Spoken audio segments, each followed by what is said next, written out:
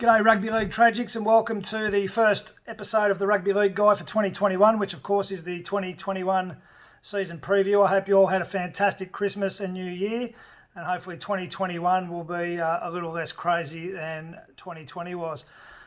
So the season preview Rugby League Guide style is going to be very simple. I'm not going to go into all the ins, the outs, the stats, super coach, all that sort of stuff. That's for the stat heads. I'm just going to give you a basic rundown of how I think the top 8 will finish, right down through to the wooden spooners, who I think the grand finalists will be, and then the ultimate premiers. So I'm going to keep it very, very simple for you all. I'm going to start with bottom of the table and work my way up. And for those of you north of this wonderful border, Queensland, I'm afraid it starts with the Cowboys at number 16. They just haven't done anything in the off-season player purchase-wise to suggest that they're going to be any stronger than they were last year. They've got a new coach coming in, Todd Payton, who I think he's a good coach. He's shown that he can do well with limited opportunities at the Warriors. But I just don't see the Cowboys being a standout, and hence I have them at number 16. At number 15, I have the Warriors. Again, I think new coach coming in, Nathan Brown, good coach, but I don't know if he's got the cattle. You've got Tuivasa-Sheck, he's heading off to rugby union next year, so he's obviously going to want to play a big role in the Warriors 2021 season as he gets ready to bow out and go play union. But I'm just not sure that'll be enough in the talent pool. Gus Gould's there in a coaching director capacity. So, look, there'll be some improvements around the place. But I think there'll be a hangover from last year, having to spend all that time in Australia during COVID. I think that's the knock-on effect has got to be felt at some point. And I think given that they're already in Australia and have been here for the last month or so because of the COVID restrictions again between New Zealand and Australia, I think that time away from home and their families is going to take its toll at some point, and I just don't think the Warriors are going to have their minds on the job when it counts. So I've got them second last. Third last, number 14, the Cronulla Sharks. I can't say too much about the Sharks. I feel as though, if you get a good season, an injury-free season from the likes of Sean Johnson, the likes of Matt Moylan, they might have a chance of creeping up a little bit, but I don't think it'll be much more than that. And I'll come back in at the end and I'll talk briefly about a couple of coaches, and I'll talk about John Morris then. But for now, I've got the Sharks at 14. Just above them at 13, I've got the Dragons. Again, a new coach, good coach. And of course, alongside Anthony Griffin is Matt Elliott, who's also a good coach.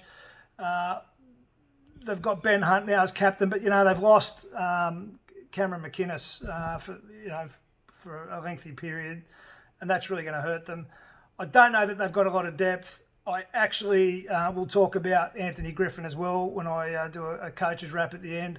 But I just don't think it's going to be the smooth sailing season that some may be hoping for out at Cogra. Number 12, the Broncos. So obviously 12 in Broncos terms would be seen as not particularly great. But given they finished as wooden spooners last year, I think 12th would be a pretty good improvement. Again, another club with a new coach. I love Kevy Walters. I think he's a great bloke. I've only met him a couple of times briefly, but he just comes across as a genuine, nice guy. And as I've said before, I just don't think that will be enough necessarily for the Broncos. And again, with talk, although Craig Bellamy's being mooted as a potential coaching director at the Sharks, there is talk that either he or Cameron Smith may end up at the Broncos at some point in a coaching director capacity.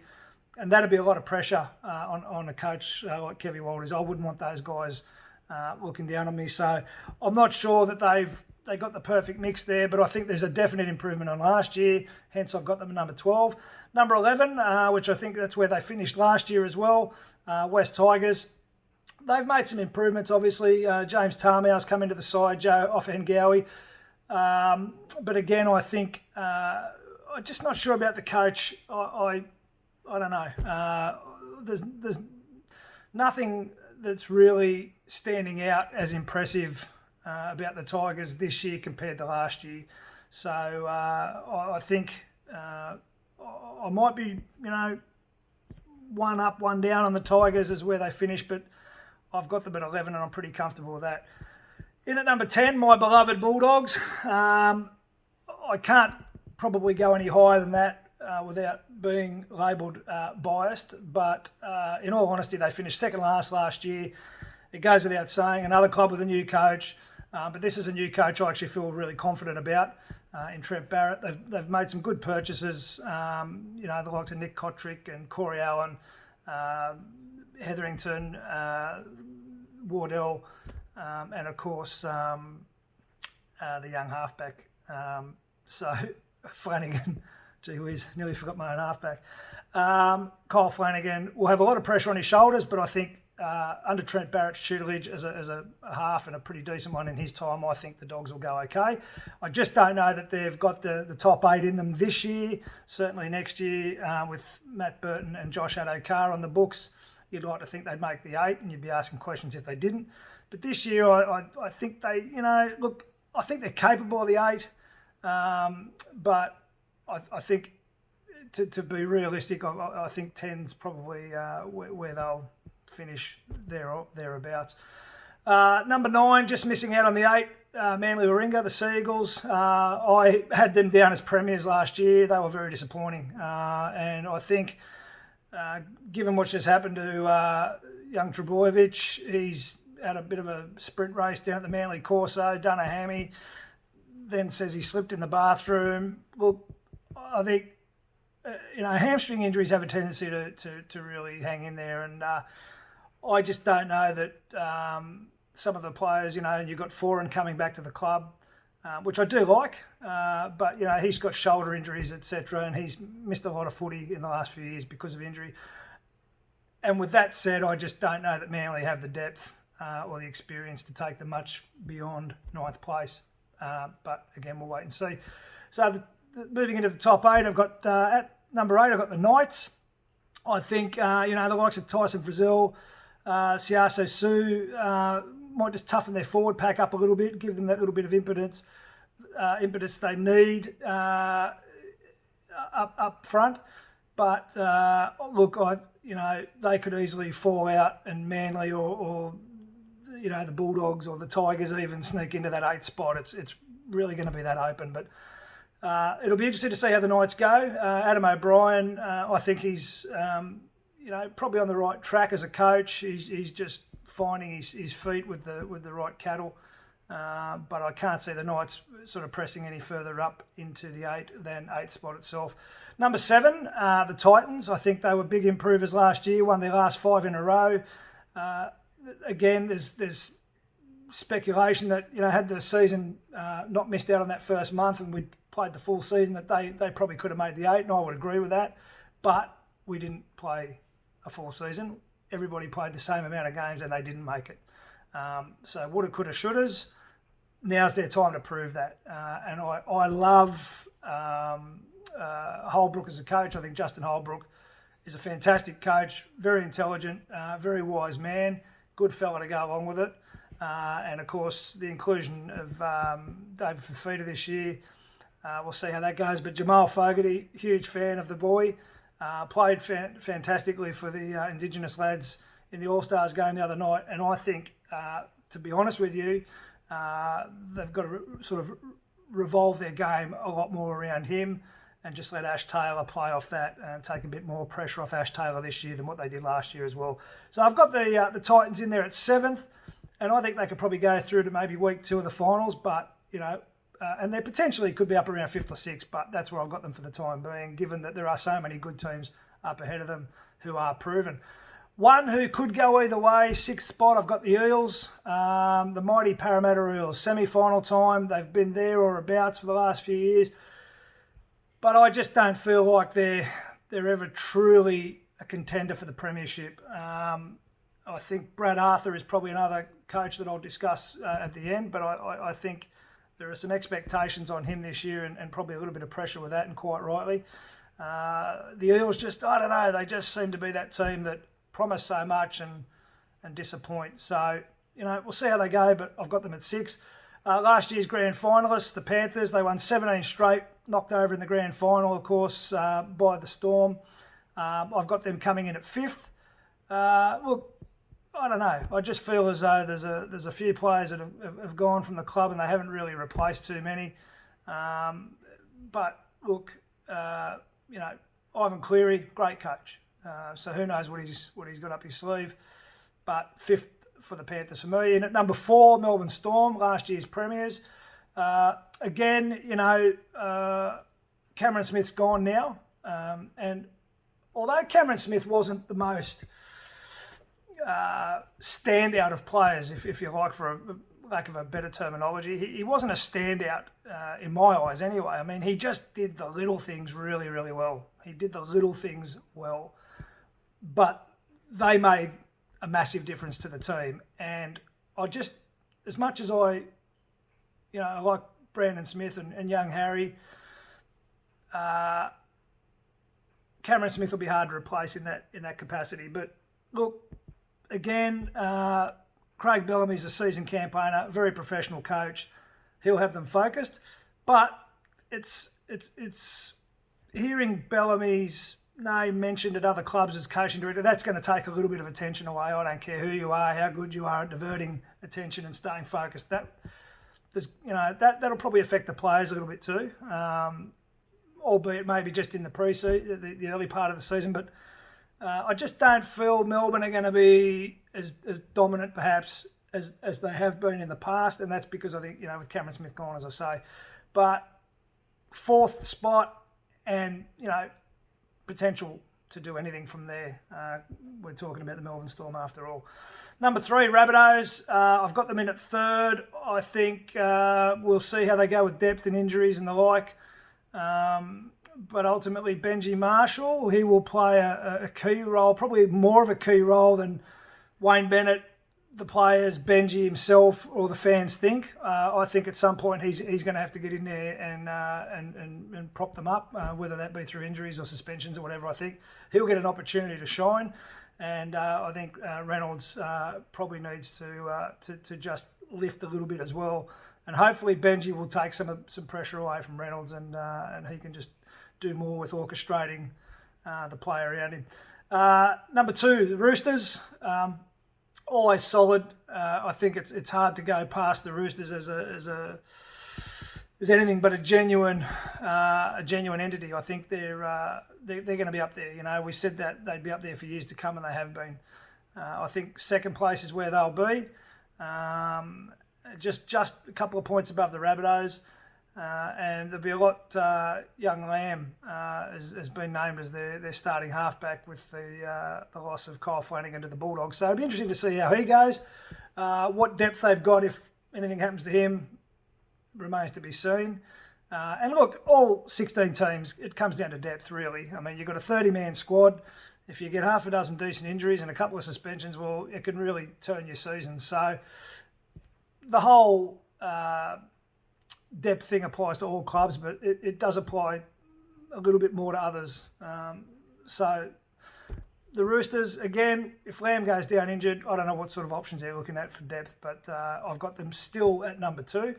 And minor premiers, I've got the Canberra Raiders. I think the Raiders, under Ricky, I just feel like they're becoming a more well-oiled machine each year. And I think that'll be the case in 2021. I think Ricky will really nut down and have them working like that well-oiled machine, as I say.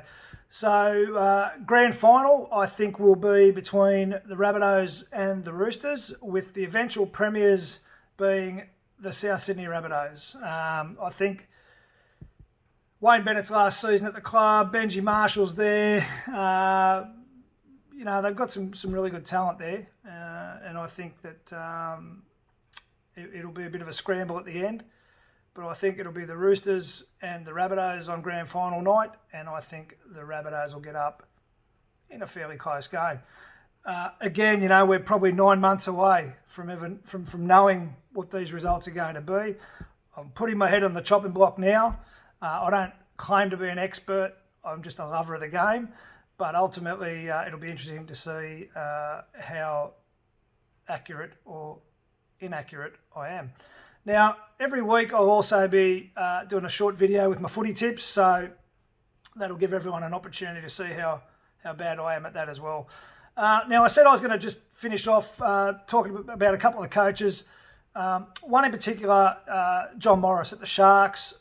Look, I've said this for a few months now, probably right at the end of the 2020 season. I reckon he's got about 10 games in 2021 to put the Sharks in a winning position. Otherwise, I think his position is going to be in jeopardy. Now, who replaces him? Well, we don't know. Flanagan still can't coach until next year, 2022, because of his suspension. So it's not like they can just drop him in there as a head coach. Look, I don't know who else is around. There's talk about Paul Green, but then he's been given the Queensland job. But I like John Morris. I liked him as a player, and I like him as a coach, and he's a good style of a bloke.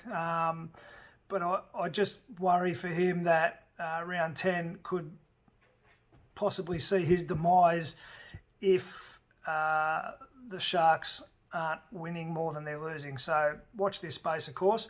Moving over to Cogra, Anthony Griffin. Look, I only know what everyone else knows about Anthony Griffin. I've never met the guy. I only form my opinions from what I've seen on TV and what I've read and all the rest of it. I think, and I said this before Cameron McInnes was touted as, or alluded to as having issues with Anthony Griffin. I think he's going to get a few blokes offside. I think, he did it at the Broncos, he did it at the Panthers, and I think he'll do it at the Dragons, and I just don't think there's going to be that harmony there. So he might bring a technical advantage to the club and an experience and knowledge base to the club that maybe Paul McGregor didn't have. But I don't know that he's going to win too many players over in the sense of harmony.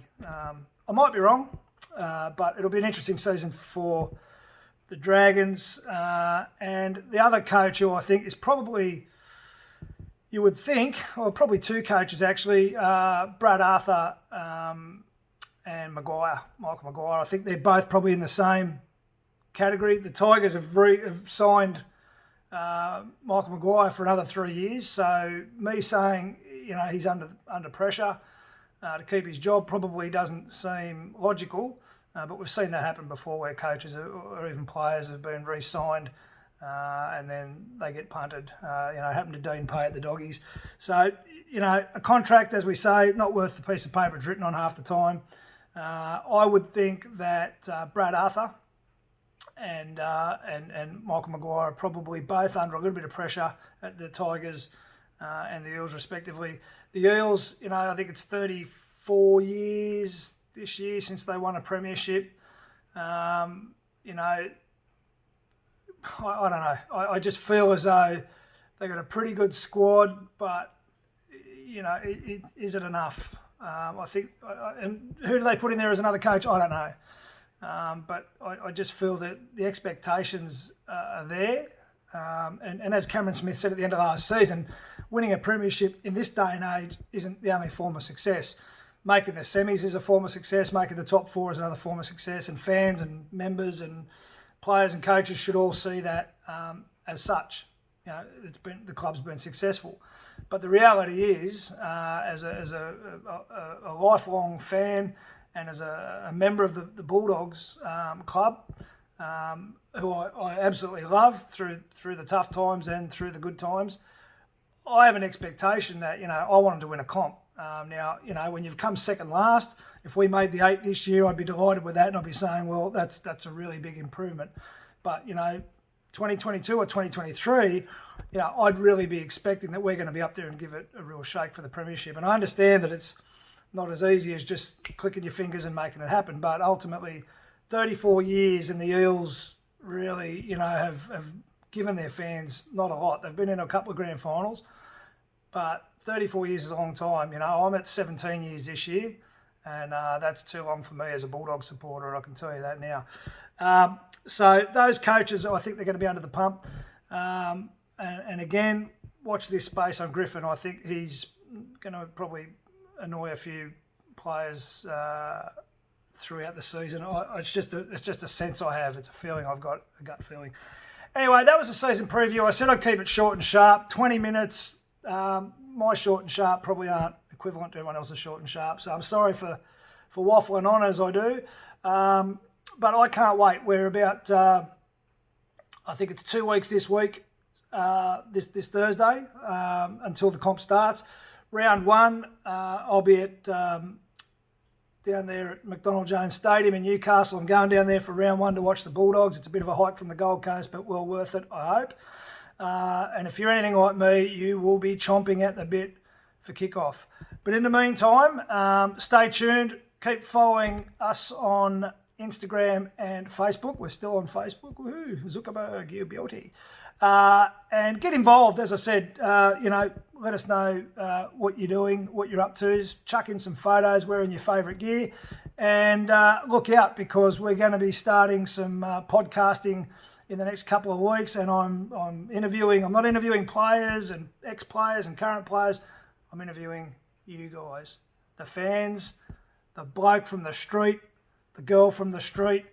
No one's exempt, so expect a knock on the door soon, guys, because I want to get as many of you onto the podcast as possible, hear your stories and how you began supporting your teams and rugby league in general. So looking forward to that. Toodles, and we'll see you soon. Cheers.